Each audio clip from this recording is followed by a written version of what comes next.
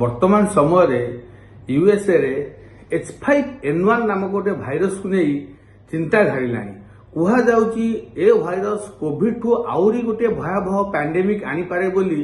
तांको देशर वैज्ञानिक माने डाक्तर माने आशा प्रकट करुछंती। तेणु कौन H5N1 कौन H5N1 होची एवियन इन्फ्लुएंजा किंबा बार्ड फ्लू जोटा आम साधारण भाषा कही था माने इन्फ्लुएंजा ए भाइरस गोटा हूँ म्यूटांट टाइप कि गोटे सब म्यूटांट कि गोटे सब टाइप जोटा आम H5N1 कहते कहीं इन्फ्लुएंजा भाइरस बहुत टाइप अच्छी H1N1 अच्छी H1N5 अच्छी H2N2 अच्छी सेमती H5N1 जोटा हूँ इन्फ्लुएंजा गोटे सब टाइप कि गोटे म्यूटांट भाइरस जोटा कि आम एवियन इन्फ्लुएंजा कि बार्ड फ्लू बोली कही था साधारणतः सेटा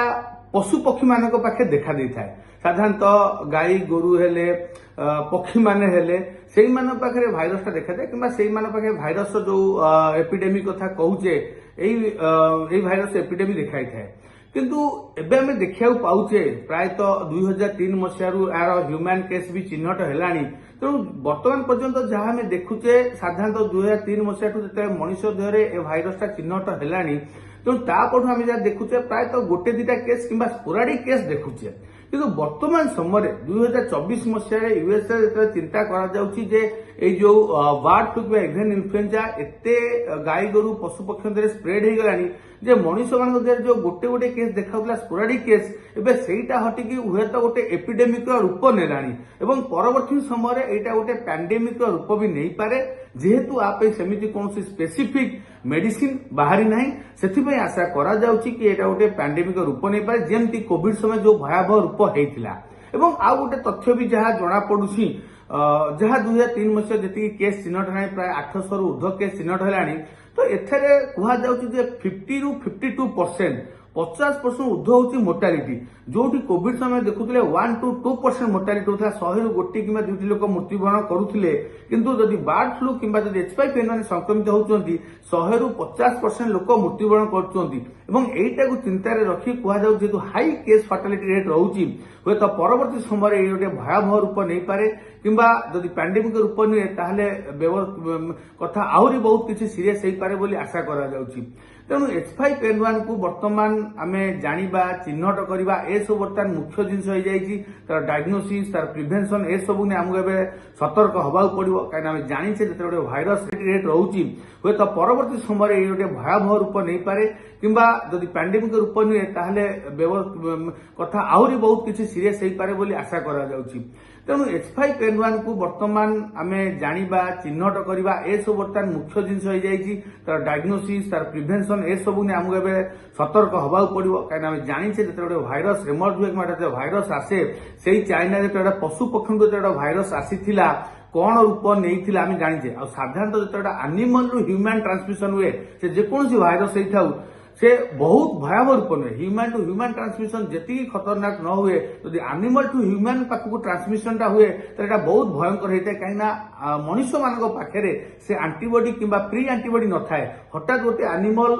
पाखे जो रोगटा हो पशु पक्षीटा जो रोग हो मनुष्य मान डेई पड़े जो आम पाखे एक्जिस्टिंग आंटीबॉडी नहीं तो बहुत संख्या लोक मृत्युवरण करते जमी आम देखिए बाजुड़ी ठू डेई पड़ा कोविड-19 मनुष्य मान पाखक तेणु वर्तमान समय जहाँ देखुचे गाई गोरु